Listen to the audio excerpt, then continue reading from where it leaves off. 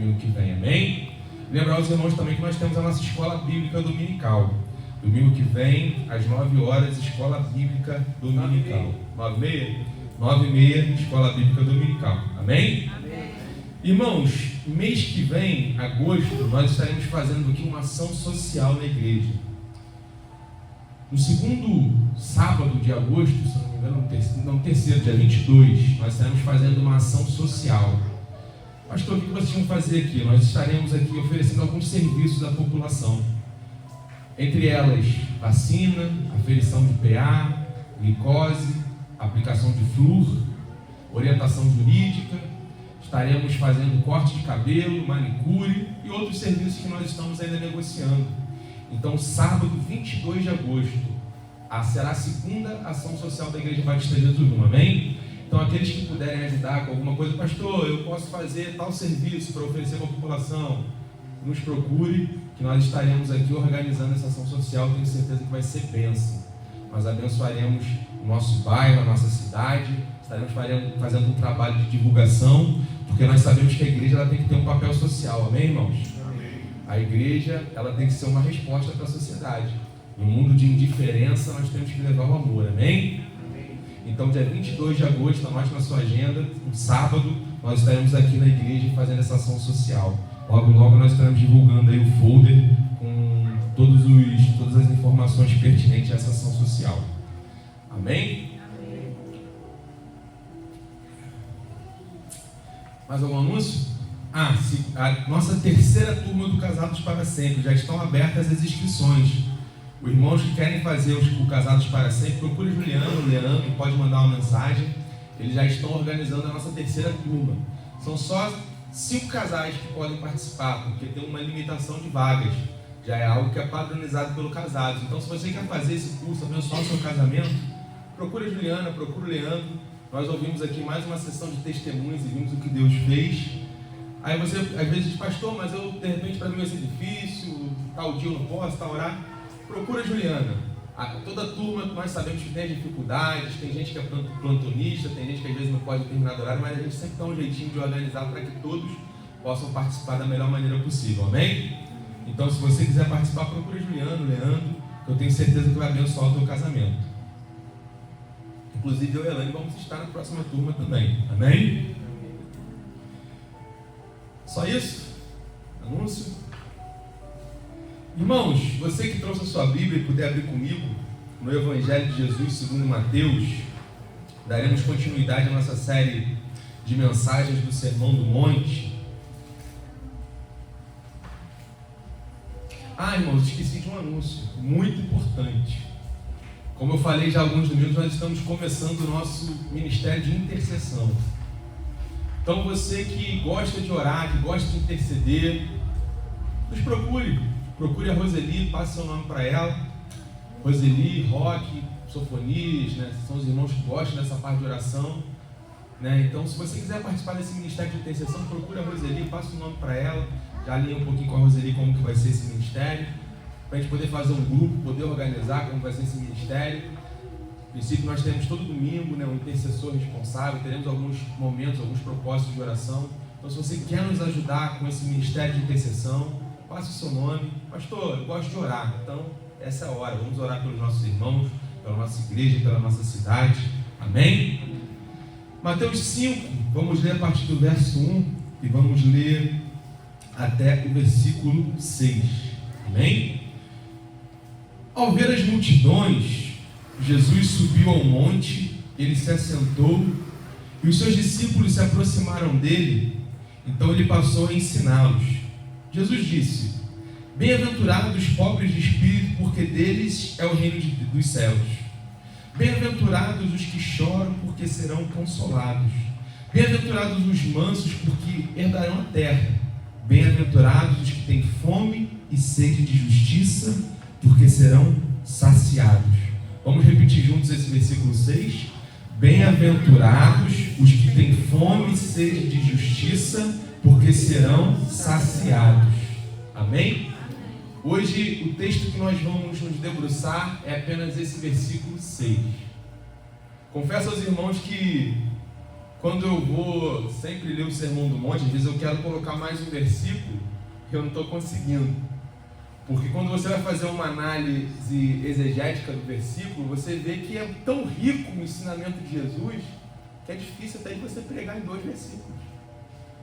Porque é tão profundo as palavras de Jesus nesse Sermão do Monte, que quando nós vemos a profundidade do que Jesus está dizendo, que Ele está passando para nós ficamos espantados, tamanha profundidade em apenas um versículo. E nós aprendemos que o Sermão do Monte, as bem-aventuranças, Jesus está falando para mim e para você como nós podemos ser felizes. Em um mundo onde pessoas buscam a todo custo a felicidade, a alegria, Jesus ele traz para nós a verdadeira felicidade. E nós aprendemos que a verdadeira felicidade ela está relacionada ao caráter. As bem-aventuranças falam do caráter do cristão. E essa quarta bem-aventurança, ela marca uma virada, porque nós falamos a princípio dos pobres de espírito, nós aprendemos que Jesus está falando dessa palavra grega de pobreza chamada pitokos, que ele está dizendo uma pobreza extrema, que nós somos totalmente dependentes de Deus. Essa pobreza espiritual que não há nada em nós que nos faça merecedores do amor de Deus, mas nós somos totalmente dependentes dele, tudo é graça. É favor imerecido. Nós aprendemos que felizes são aqueles que choram, que olham para si, para a sua condição de pecador e chora por esse pecado, se arrepende por esse pecado. Nós vimos o que é mansidão, e agora esse versículo ele marca uma virada. Ele vai dizer que a pobreza de espírito lamento, e ele vai começar a dizer sobre um desejo espiritual, uma fome, uma sede de justiça. E nós vivemos em um mundo em que muitas pessoas elas têm fome e sede, mas nem sempre essa fome e sede é de justiça. Nós vivemos em um mundo em que existem pessoas que têm fome por sucesso, por aprovação, buscam a todo custo aparecer, serem vistos. Nós vivemos em um mundo onde há aqueles que têm sede de vingança, buscam a todo custo se vingar, ver o seu oponente lá embaixo. Nós vemos em um mundo em que há aqueles que têm fome de poder. Tem até um filme intitulado Fome de Poder, não sei se vocês já viram, mas que conta a história da franquia do McDonald's, como ele começou, e retrata a história de um vendedor que ele descobre o McDonald's, de 2 irmãos McDonald's. Quando ele vê como que aquele negócio funcionava, ele começa a querer negociar, impressionado com aquela cozinha, com potencial. Ele é um vicioso, toma aquela marca de assalto e começa a prosperar estrondosamente. Está aí o McDonald's, todos nós conhecemos. Um bom filme chamado Fome de Poder, se você quiser ver, assistir, vale a pena. Aqueles que têm fome e sede de prazer, buscam a todo custo satisfazer as suas vontades carnais. Nas drogas, nas bebidas, nos prazeres humanos. Mas Jesus, no Sermão do Monte, ele vai enfatizar que a felicidade, o caráter cristão, ele não está nessas necessidades de fome e sede carnais, humanas, mas a verdadeira felicidade está em uma fome e uma sede por justiça. E eu gostaria de começar esse sermão perguntando a você, do que você tem tido fome e sede? Qual tem sido a sua busca? Onde você tem empreendido os seus esforços? A sua motivação? Qual tem sido a tua busca no seu dia a dia, na sua casa? No seu ministério? E Jesus ele vai usar 2 metáforas do corpo humano para nos falar sobre a nossa verdadeira busca. Ele usa 2 necessidades básicas intensas. Primeiro fome e depois sede. De todas as necessidades básicas do homem, beber e comer, elas são as mais essenciais. Os verbos no grego, eles são muito fortes para retratar isso. Primeiro ele vai dizer peinon, que significa estar necessitado de sofrer uma fome profunda. E ele vai dizer dipsão, que traz em si uma ideia de sede de verdade. Expressam essa necessidade intensa. E gente, primeiro ele fala de fome. talvez poucas pessoas aqui saibam o que é passar fome. Nós vivemos em um mundo onde milhões de pessoas estão nesse momento passando fome. Pessoas estão revirando lixo atrás de comida nesse momento. Nós vivemos em um país onde milhões e milhões de brasileiros estão passando fome. E há quem diga que a fome, talvez nós não sabemos o que é isso. Quem a sente, tantas vezes a fome é tão intensa que ela chega a refletir uma dor. A fome traz dor. E Jesus fala dessa fome. Jesus fala também de sede. Ele usa outra metáfora. Se tem algo que talvez ninguém aqui saiba, é o que é passar sede. Essa necessidade era mais intensa do que a fome. Há lugares que não tem água. Se você olhar alguns lugares do sertão do Brasil, você vai ver que a falta de água, ela traz morte. Os rios secam, a agricultura não prospera, a terra perde a sua beleza, porque a água é vida. Isso é tão sério, irmãos, que calcula-se que o corpo humano ele não consegue sobreviver muito tempo sem água. Com fome você consegue sobreviver até semanas, mas sem água você não sobrevive dias. 75% do nosso corpo, de uma criança, por exemplo, ela é constituída de água. Tamanha necessidade que nós temos de água, é um elemento fundamental, imprescindível para a vida humana, a vida dos vegetais, a vida dos animais. Agora imagina você, Jesus ele está usando nessa metáfora, falando que nós temos que ter uma fome, uma sede, como o corpo depende de alimento, como o corpo depende de água, o espírito do cristão ele depende da justiça de Deus. Ele está dizendo, olha, vocês precisam ter fome e sede, mas essa fome e essa sede é na alma. Você precisa ter essa fome e essa sede por justiça. Martin Lloyd-Jones ele vai dizer que a força dessas palavras não deve ser confundida com sensações passageiras, mas trata de uma necessidade profunda e forte, que continua enquanto não for satisfeita. E Jesus está dizendo para mim e para você que nós cristãos devemos a todo custo buscar essa justiça. Se nós olharmos mais à frente no Sermão do Monte, Mateus 6,33 vai dizer, mas buscai primeiro o reino de Deus e a sua, e as demais coisas não serão acrescentadas. Só que às vezes nós buscamos o reino e nós esquecemos que ele está dizendo, e a sua justiça. Nós precisamos buscar a justiça de Deus. Mas aí que vem a questão, pastor, que justiça é essa? Que justiça é essa de que Jesus está falando? Porque muitas vezes nós confundimos justiça com alguns sentimentos que não são justiça.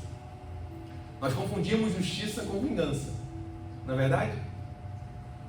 Nós confundimos justiça com revide. Nós achamos que às vezes revidando nós estamos promovendo justiça.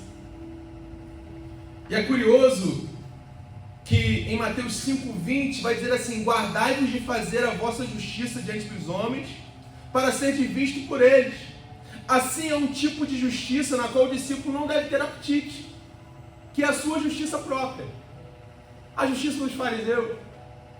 Só que Jesus não está falando dessa justiça. Não é uma justiça de um religioso, como os fariseus que davam ali as suas esmolas para serem vistos e achavam que estavam promovendo justiça. Não é disso que Jesus está falando. Porque há muitas vezes nós confundimos a justiça. Nesse momento, por exemplo, se você está acompanhando os jornais, você está vendo que Bolsonaro está dizendo que ele está sofrendo injustiça, ele está pedindo justiça. Lula está dizendo que está sendo feita justiça, e ele está pedindo justiça. O STF está dizendo que está fazendo justiça. E o Trump lá nos Estados Unidos está pedindo justiça. Todo mundo está falando justiça, mas onde está a justiça? E muitas vezes a justiça aos olhos humanos é uma justiça equivocada. Mas eu quero dizer para você o que é justiça segundo a Bíblia.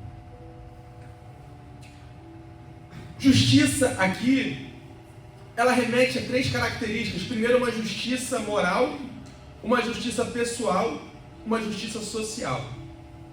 John Stott, no seu livro Contra a Cultura, ele vai dizer que existem 3 sentidos principais na estrutura para a justiça. A primeira justiça é a justiça espiritual. É uma posição diante de Deus. A segunda justiça é uma justiça moral. É viver de acordo com a vontade de Deus. E a terceira justiça é uma justiça social, que é nosso trato com o nosso próximo. Nós vamos enfatizar esses 3 aspectos. A primeira justiça que eu quero falar com os irmãos, que nós devemos buscar, é a justiça espiritual. Pastor, o que é a justiça espiritual? A justiça espiritual é a justiça baseada no amor, na graça, na misericórdia e no perdão de Deus. Essa é a primeira justiça, a justiça espiritual. É a justiça que atuou quando nós nos convertemos. É a famosa, conhecida na teologia, justificação pela fé, solos fide. Quando eu e você, nós nos convertemos, a Bíblia vai dizer que todos nós pecamos, nós estávamos perdidos nos nossos pecados, nós estávamos condenados, não havia salvação para nós. Nós tínhamos uma ficha corrida gigantesca de erros e erros que nós cometemos no nosso dia a dia, de desobediência diante de Deus. Não é à toa que Romanos 3:3 vai dizer que todos, 3:24 vai dizer, porque todos pecaram, destituídos estão da glória de Deus. Só que João 3:16 vai dizer, porque Deus tanto amou o mundo, que deu seu Filho unigênito para que todo aquele que nele crê, não pereça, mas tenha vida eterna. Olha, nós estávamos perdidos, nós tínhamos uma dívida impagável, o nosso destino era a perdição, era a morte, mas quando eu e você, nós nos convertemos, é lindo que Paulo vai dizer que ele cancelou o escrito de dívida que tinha contra mim e contra você. Por isso que esse texto de João 3,16 é o cerne do Evangelho. Porque Deus, o Deus Criador do mundo, Ele amou tanto você, que Ele deu seu Filho para morrer por mim e por você. Se o nosso destino era a morte, se o nosso destino era a perdição, eu e você, nós fomos justificados através dele. Através da graça dele, esse favor imerecido. Ele riscou a carta de dívida que tinha contra mim e contra você. Aí talvez você diga, pastor, mas que escrito é esse de dívida que o pastor está falando? No Império Romano havia uma tradição muito interessante, que quando alguém era preso, vinha um escrivão romano e colocava ali na porta da cela, numa folha, toda a dívida daquela pessoa. Olha, essa pessoa aqui, ela roubou, ela matou, ela está cumprindo essa pena, porque ela fez tudo isso. E aquela pessoa cumpria a pena. Só que antes dela ser solta, vinha o escrivão romano novamente, riscava toda aquela pena, porque a pessoa tinha cumprido, e no final ele colocava assim uma palavra grega, tetelestai, está consumado. Só que a Bíblia está dizendo para mim e para você que nós tínhamos uma dívida impagável, nós éramos pecadores, nosso destino era a morte. Só que Jesus, quando ele foi pregado na cruz do Calvário, quando o seu sangue foi vertido na cruz, quando ele estava perto da sua morte, ele disse o quê? Tetelestai, está consumado. Ele pagou a dívida por mim e por você, e por isso nós alcançamos a vida através dele. Você pode dar um forte aplauso ao Senhor por isso? Essa é a justiça espiritual. Nós alcançamos a justiça através dele. Se o nosso destino era morte, era perdição através dele, através da sua graça, ele riscou essa dívida e ele disse: está consumado.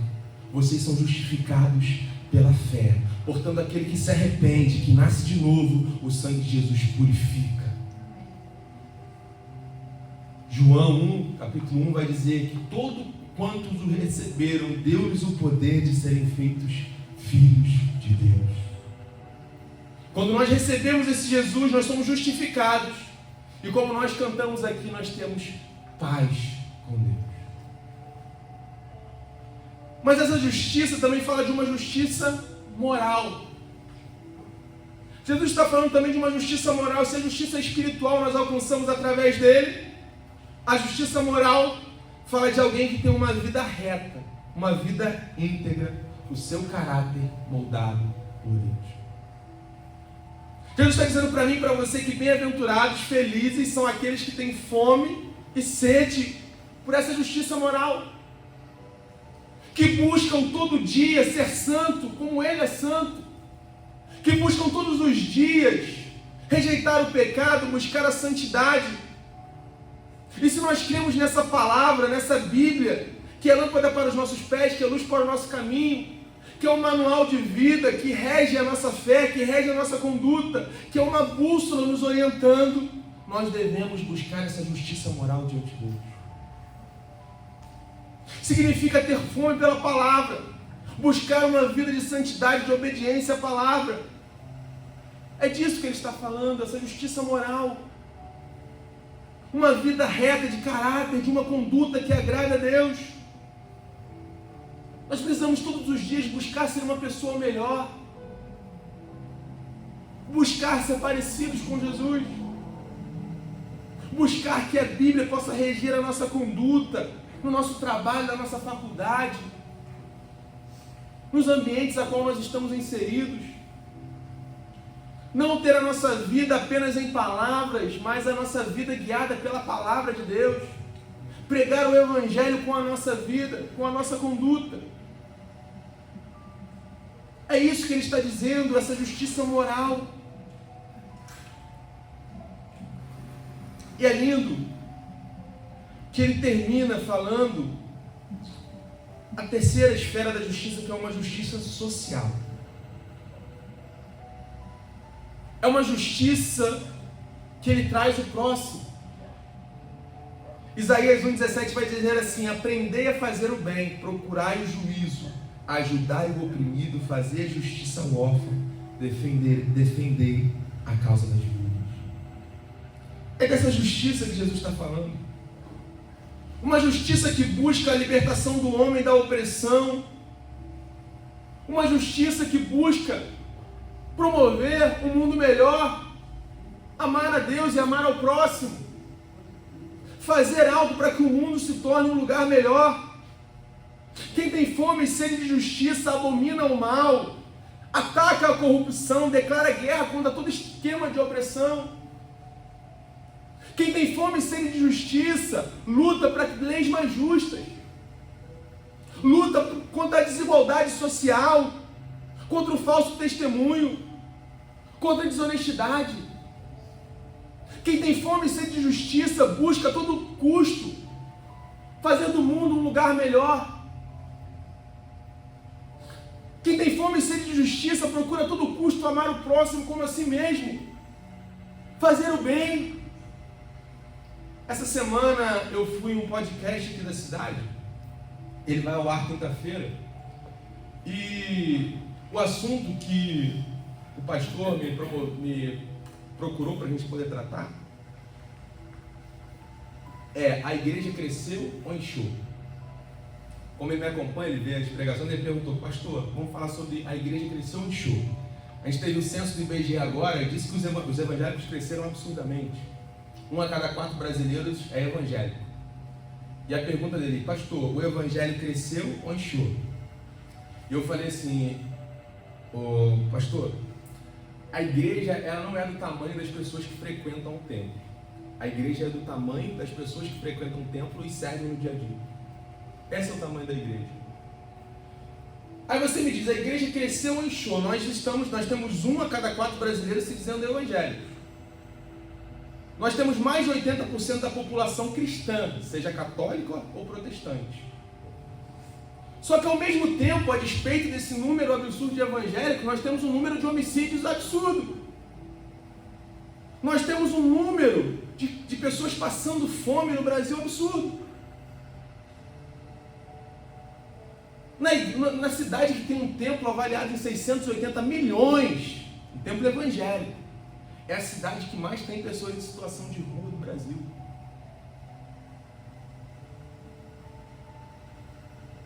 Eu penso que as pessoas devem olhar e falar assim, olha, essa fé não é legal não, porque o país é grande nessa fé e é um país que tem tanta gente passando fome, com tanto número de homicídios. Já batemos 60 mil homicídios por ano. Nós estamos no estado dos traficantes evangélicos.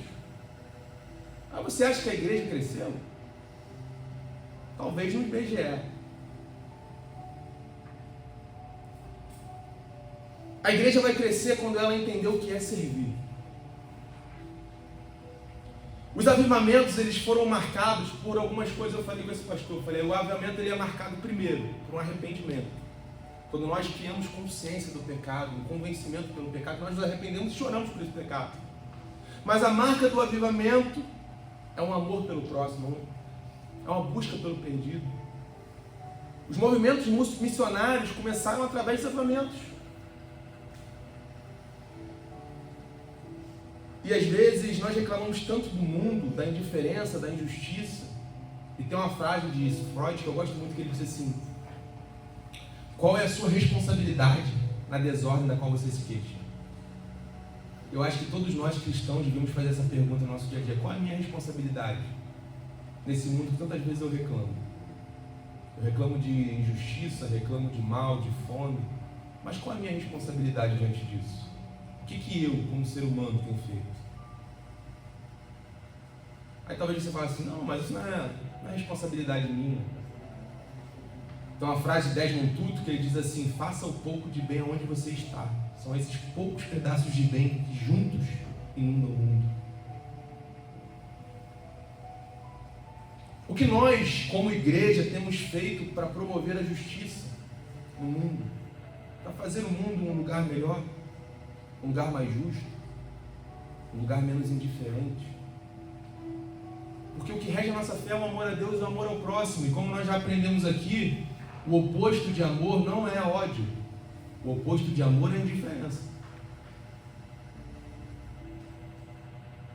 Quando nós vemos tudo isso de mal que acontece, isso não nos toca mais, isso não nos comove mais, nós estamos deixando de amar. Os filhos de Deus sempre lutavam por grandes causas sociais, levantaram grandes bandeiras de transformação social.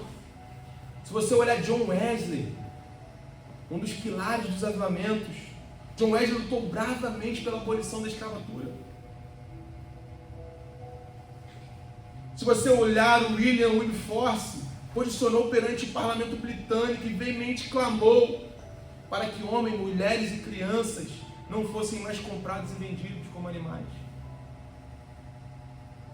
Quando nós olhamos para um pastor batista americano, negro, chamado Martin Luther King,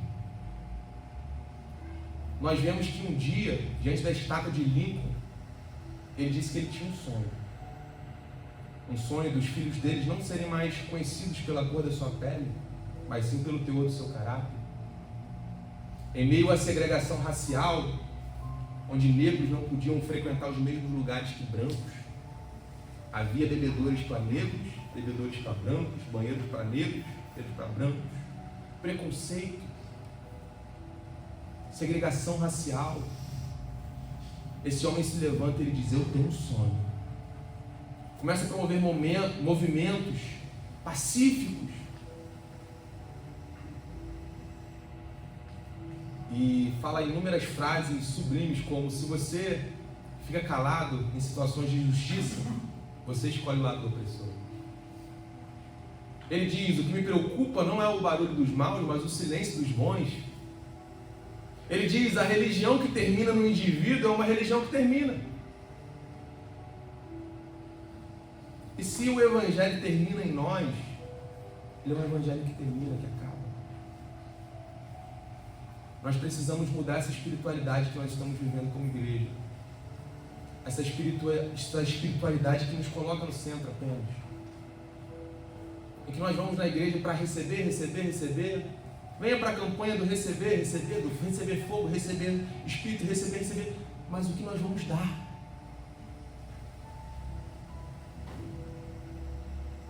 É disso que Jesus está falando. Esse pastor americano, ele mudou a história. No ano 1968, ele morreu. Mas os Estados Unidos aprovou a lei dos direitos civis. E até hoje ecoa o nome de Martin Luther King, porque um dia ele se posicionou como um homem de Deus, um pastor, e lutou pelos direitos dos negros. Porque um dia esse homem, ele teve fome e sede de justiça. E o que Jesus está dizendo para mim e para você é que nós precisamos ter fome e sede de justiça.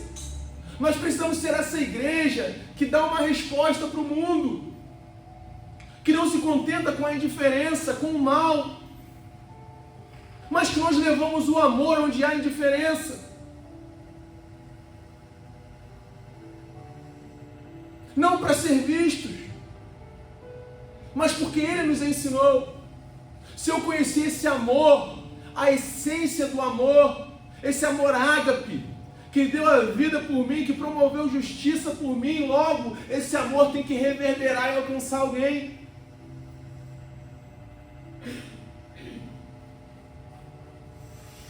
Como eu postei nessa semana, não seja o local onde a bênção se encerra, mas seja o local onde a bênção reverbera e abençoa alguém.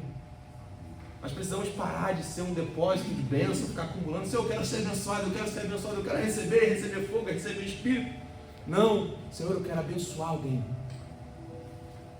Eu quero ser Jesus na vida de alguém. Como o Gesiel botou lá no grupo essa semana, tive fome e não me deste de comer. Onde está Jesus? Onde está Deus? Tem um louvor do Eli Soares, né? Aonde está Deus? Do Mauro Henrique ou do Eli Soares, dos dois cantos. E vai falar, está lá fora, a alma chora. Jesus está lá no pobre, que muitas vezes você vai ser aquele que leva o alimento. Naquele que tem sede, muitas vezes você vai levar água. Naquele necessitado, que às vezes quer só um abraço seu. Jesus está lá. Muitas pessoas, talvez o único abraço que vão receber na vida é o abraço que você pode dar. Para muitas pessoas, a única expressão de amor que elas vão ter na vida é a quentinha que você vai entregar no JM Help. Para muitas pessoas, a única forma de afeto que ela vai receber é o cobertor que você entrega.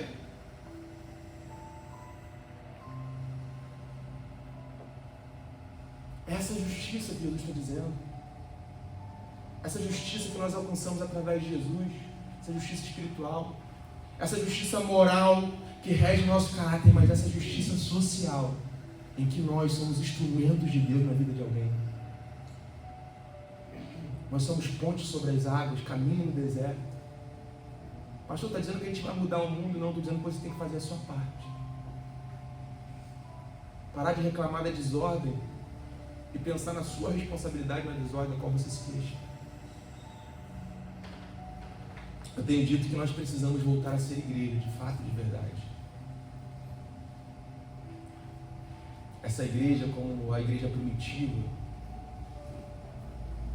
essa igreja como foi a igreja dos apóstolos, essa igreja como nos avivamentos do século XVII, que começaram a enviar missionários que lutaram contra a escravidão. É ser essa igreja que dá uma resposta ao mundo cruel. Vai haver um tempo em que tudo isso vai acabar. Jesus vai voltar, o seu reino vai ser estabelecido na sua plenitude. Não haverá fome, não haverá sede, não haverá miséria. Mas esse reino também já começou através de mim e de você. É a teologia do já e ainda não. O reino já começou, mas ainda não. Mas começou como? Através de nós, porque nós vivemos esse reino que está descrito aqui no Sermão do Monte. Como nós vivemos esse reino? Sendo pobre de espírito, sendo aqueles que choram, sendo aqueles que são mansos, sendo aqueles que têm fome e sede de justiça. É isso que Jesus espera de nós. Se você não puder tornar o mundo um lugar completamente piedoso, faça o que você puder. Faça a sua parte. Faça um pouco de bem onde você está. São esses pequenos pedaços de bem que tornam o mundo um lugar melhor.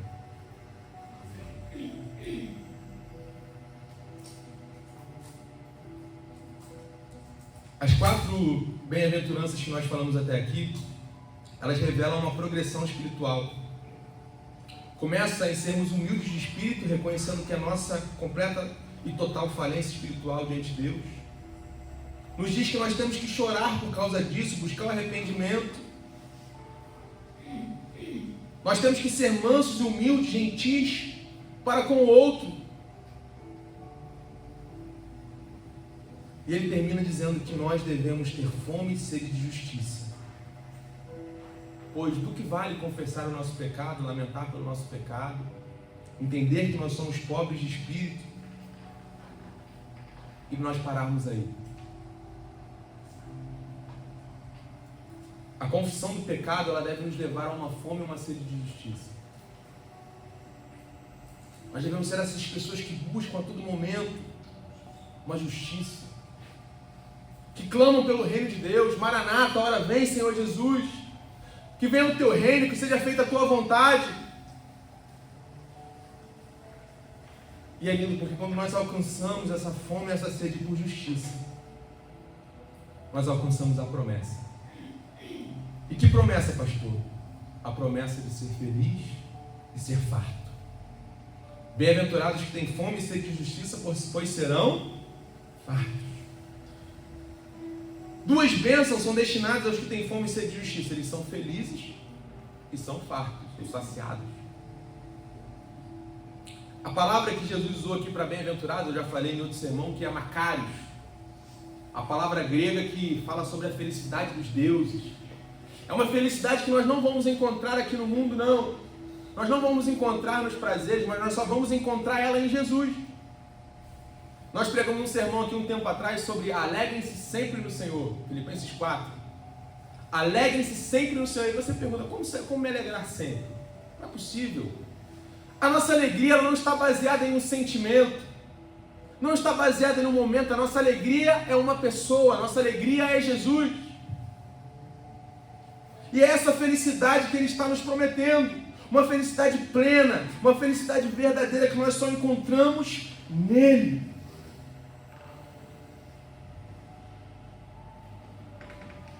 John MacArthur, um grande teólogo que faleceu essa semana, ele vê esse fato como um paradoxo. Ele vai dizer que nós ficamos satisfeitos, mas nunca saciados. Porque quanto mais nós buscamos, nós temos sede e fome por essa justiça, mais nós queremos ela.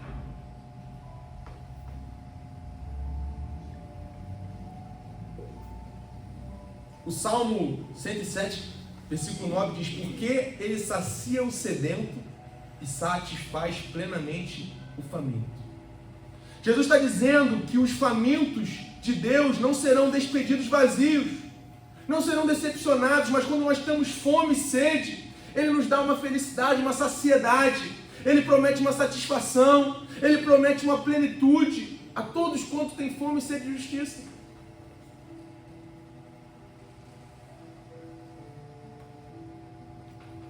Nós precisamos buscar isso, aquilo que sacia verdadeiramente.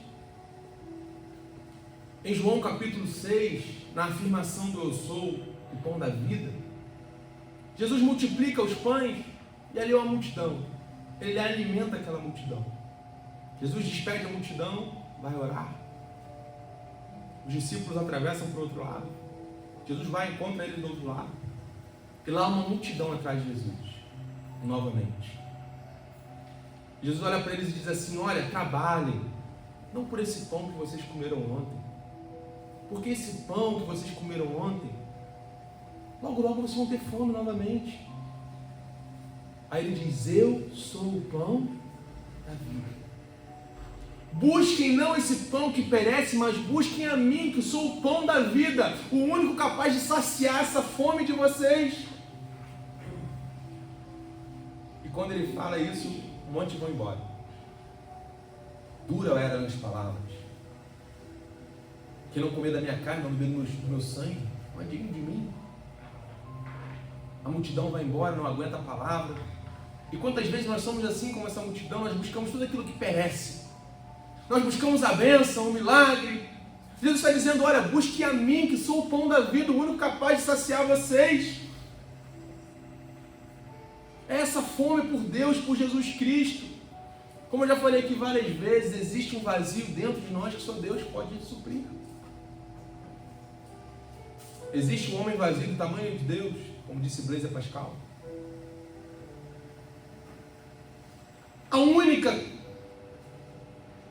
O único pão capaz de saciar nossa fome é Jesus. Não é bênção, não é milagre, não é liturgia, é Jesus. Como aquela mulher que estava lá no poço de Jacó, já tinha tido 5 maridos, inúmeras experiências, mas nada havia satisfeito ela. Então Jesus olha para ela e diz: olha, você tem que beber a água que eu te der, você nunca mais terá sede. Ele é esse pão, essa água que quando nós conhecemos, nós entendemos que nós precisamos dele, nós somos totalmente dependentes dele, e nós buscamos a ele, nós somos satisfeitos. Isso não é milagre, não é momento, não é campanha, não é bênção, é Jesus Cristo, o pão da vida. E nós precisamos ter fome e sede por esse Jesus.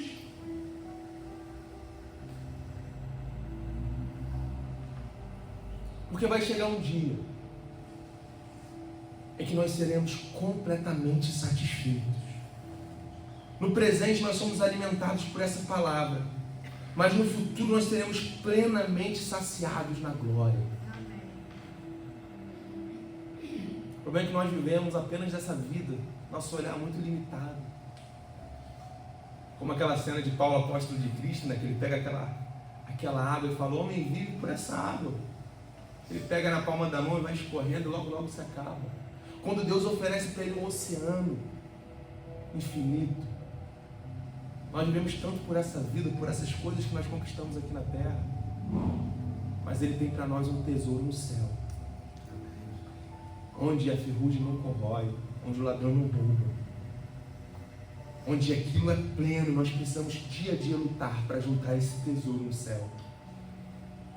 Apocalipse 7,16 diz assim: o que está aguardando, o que tem guardado para nós, nunca mais terão fome, nunca mais terão sede, não cairá sobre eles o sol e nenhum calor abrasador, pois o Cordeiro que está no centro do trono será o seu pastor, e ele guiará fontes de água da vida, e Deus enxugará dos seus olhos toda a lágrima. É isso que está reservado para nós. É isso que Ele tem para mim e para você. A verdadeira felicidade está em desejar aquilo que o céu valoriza. A justiça. Jesus nos chama a desejar intensamente a sua presença. Que nada nesse mundo pode suprir. Nós somos convocados a ter fome e sede de justiça. Fome e sede de Deus. E só assim nós seremos satisfeitos.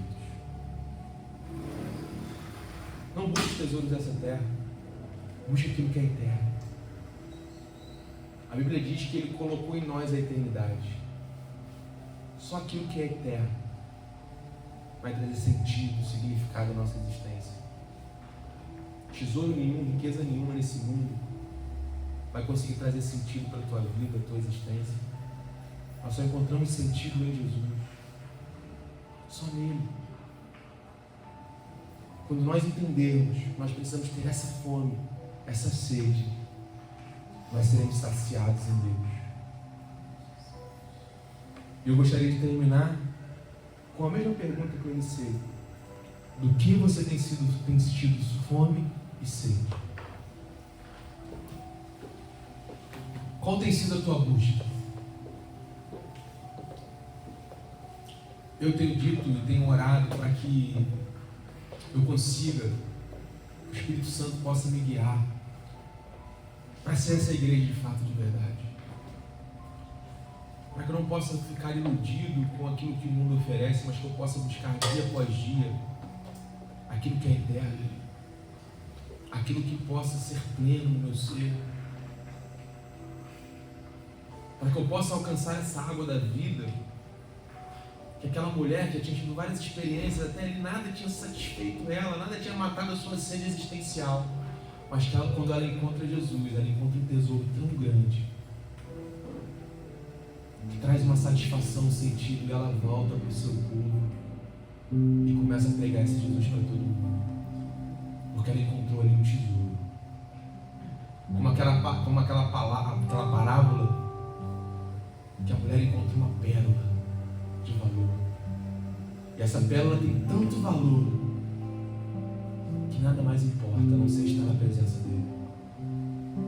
Que nós possamos encontrar essa pérola que é Jesus, essa pérola que quando nós encontramos nada mais importa senão ser estar na presença dele, e que nós temos essa fome, essa sede por cada dia mais buscar e conhecê-lo mais e mais, porque só ele nos satisfaz, só ele traz sentido à nossa existência, só ele traz significado à nossa vida.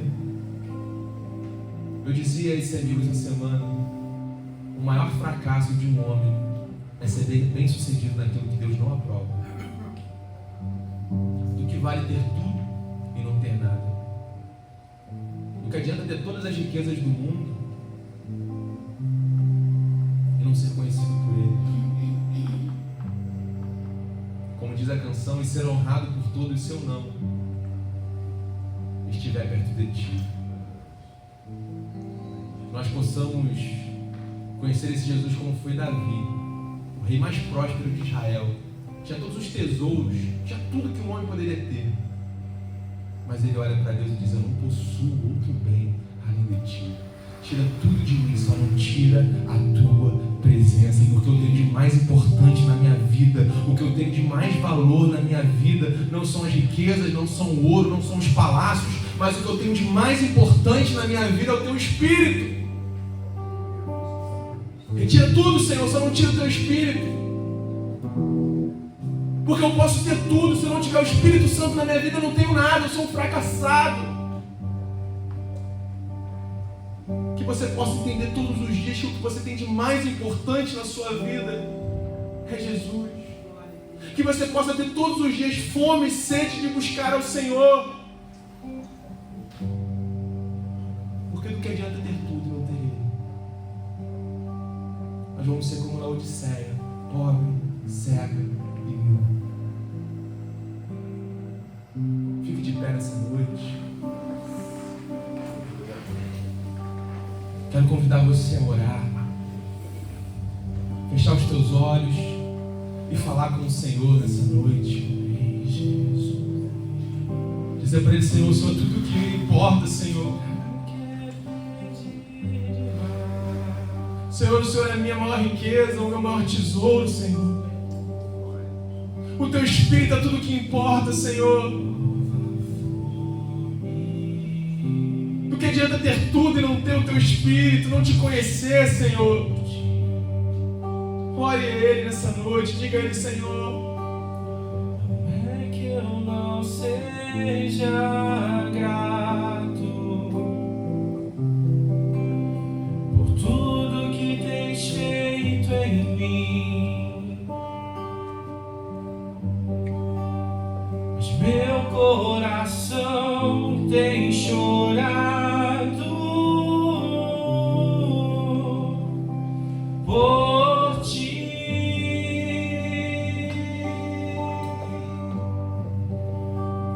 O meu coração tem clamado por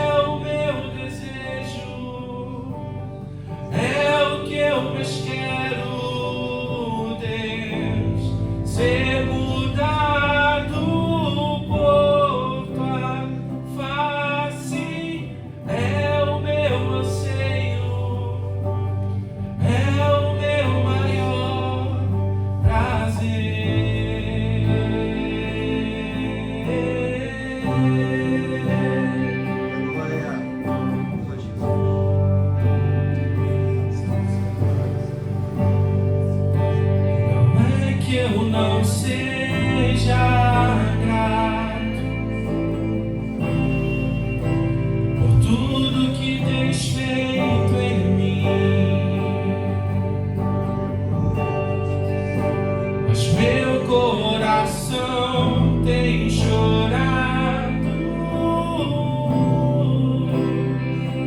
por ti.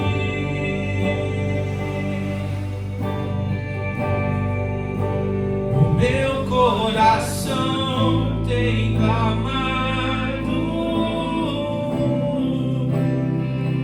por ti.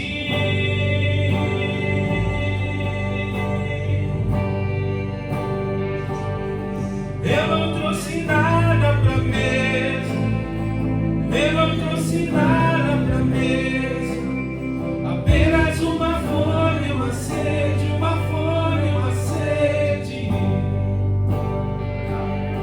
Eu não trouxe nada pra mesa, eu não trouxe nada pra mesa, apenas uma fome, uma sede, uma fome, uma sede. Eu não trouxe nada pra mesa, eu não trouxe nada pra mesa, apenas uma fome, uma sede, uma fome, uma sede. Eu não trouxe nada pra mesa, eu não trouxe nada pra mesa, apenas uma fome, uma sede, uma fome, uma sede. Eu nunca olhei pra alguém como eu olho pra ti, como eu quero a ti, Jesus.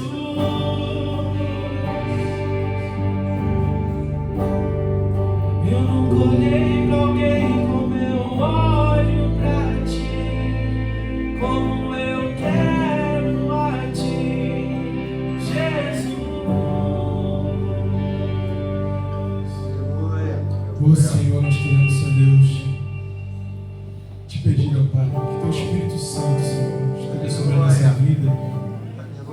Nos ensina, Pai, a ansiar, a ter fome e sede pela tua presença, pelo teu Espírito, Senhor. Nos ensina, Pai, a conhecer mais e mais ao Senhor, ó Pai. Nós queremos chegar diante dessa mesa, Pai, apenas com fome e sede, porque nós sabemos que só em Ti nós somos saciados, Senhor. Só em Ti nós encontramos sentido, significado. Só em Ti, ó Pai, nós temos as palavras de vida eterna, Pai. Obrigado pela Tua presença, Senhor. Obrigado, ó Pai, por nós buscarmos e encontrarmos em Ti, Senhor. Obrigado por ser um Deus tão acessível. Oh, Senhor, apesar de ser um Deus invisível, o Senhor é tão tangível. Obrigado pela Tua presença, Senhor. Obrigado por essa doce presença, Senhor. Nós queremos dizer, venha ao Teu reino, seja feita a Tua vontade na nossa vida, Senhor. Nos ensina a ter essa fome, essa sede. Em nome de Jesus, ó Pai.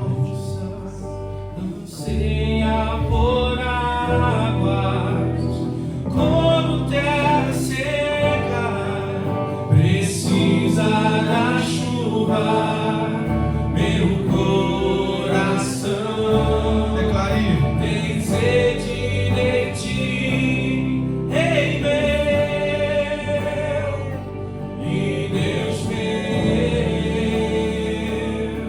assim como a corça anseia por águas, como terra seca precisa da chuva, meu coração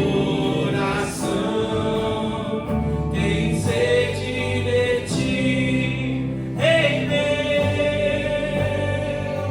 e Deus meu.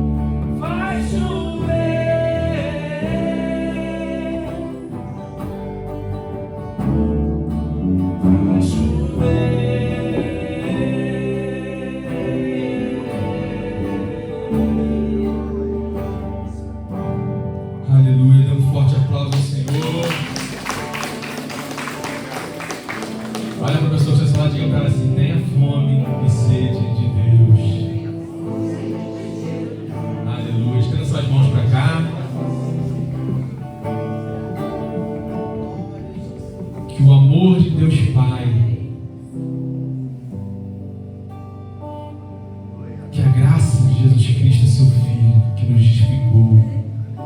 E que as doces consolações do Santo Espírito de Deus sejam com todos que anseiam, que têm fome e sede de justiça. E todos digam: amém. Abraça teu irmão. Fala para ele assim: olha, não sai sem comer um caldinho, não sai sem